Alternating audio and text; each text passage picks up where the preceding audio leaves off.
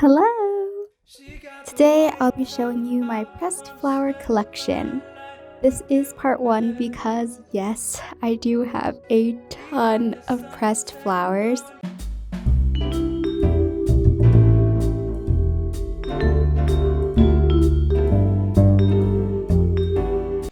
Throughout my apartment, I have pressed flowers in flower presses, in a binder, and in Tupperware. So today I'll be showing you the pressed flowers that I store in the Tupperware.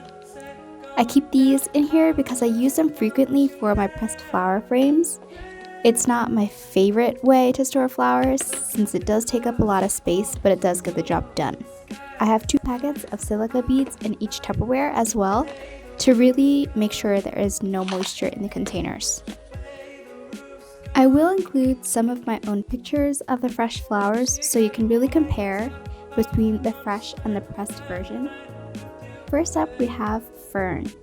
This was probably the second piece of foliage that I ever pressed, and I discovered that fern presses so beautifully and so easily, and it also just always reminds me of winter.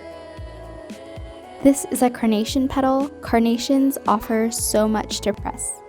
You have to take out the inner petals or else the flowers will not press properly, so you'll have lots of pressed carnation petals.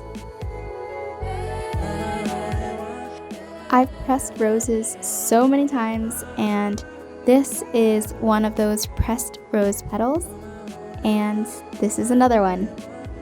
You'll notice red flowers tend to turn either a deeper red or sometimes even a purple after being pressed. It just goes to show the beauty and nature of nature. I press my flowers without color enhancing, and I choose to do that to really embrace the transformation of a flower. I'll talk more about my philosophy another time if you're interested. This is delphinium. It's such a beautiful flower to press. One stem has multiple flowers, so you'll have lots of flowers to work with. I have another rose petal. This is purple statice. Statice is a very low maintenance flower. It's one of the few that you can actually set in a press and forget. You can also just hang it upside down in a dark and cool space and it will dry perfectly and retain its vibrant color. Next, we have Sweet William. This flower is cool. Personally, I think it presses better as single flowers. If you've watched my other videos, I'm sure you can name this flower. I'll give you 1 second to leave it in the comments. This is a chrysanthemum petal. Chrysanthemums are still one of those flowers that I'm trying to press whole, but I'm going to just have to accept the fact that it's going to have to be taken apart petal by petal. And this is a small little chrysanthemum / mum flower.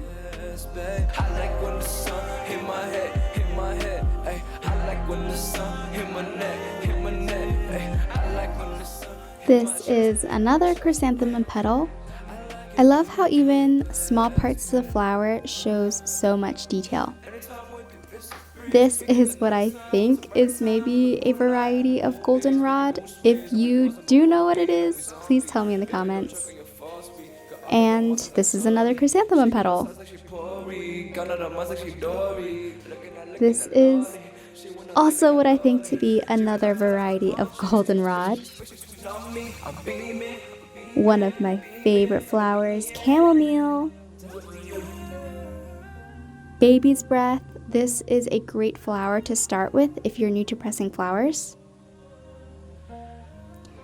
This is a small hydrangea bloom. Hydrangeas are so delicate, especially after they're pressed, so handle your hydrangeas with great care because I've accidentally ripped so many petals apart. We have Queen Anne's lace. White flowers are trickier to press than most. If you do want me to create a video about how to press white flowers specifically, just let me know. Another one of my favorites is eucalyptus.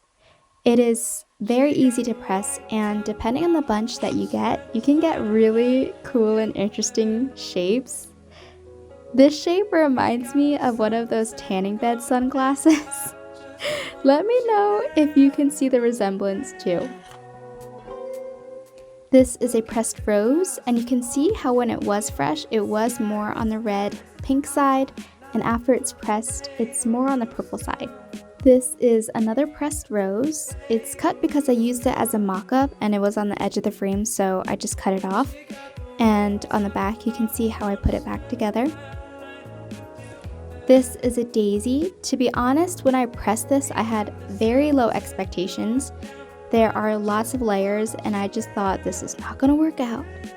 But you never know until you try, and so now I know I can press this daisy whole. This is China aster. The color is beautiful and I love the contrast between the blue and the yellow. And again, we have alstroemeria. So these are the flowers that I store in Tupperware because I use them very often. Next week, I will be showing you the flowers that I have in my presses, so stay tuned for that. If you have any questions about these flowers or you want to know how to press any specific flowers, let me know and we can learn it together.